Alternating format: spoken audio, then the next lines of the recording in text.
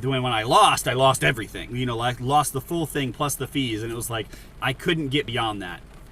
And then a little bit more digging, and I'm like, well, there actually is still some experience and intuition that comes along with taking trades. Just because it's set up by your rules doesn't necessarily mean you must always take it. And so I was like, okay, so I guess I need to lean away from that a little bit. Around that point in time, I moved to Nick Sean and Rocks FX. So Nick Sean with Mission FX and Rocks with Rocks FX, I think that's all it is. Both of those were roughly the same. They were talking about keeping things simple, watching out for your risk before reward. The edge for Nick was more about the experience. The edge for Rocks was experience as well as your risk to reward ratio, because he was going for like 1 to 2s, 1 to 3s, things of that nature. Something that would break you beyond if you had a 50% win rate, but a higher risk to reward platform, then you would be profitable in the long run. And so I gravitated to both of those.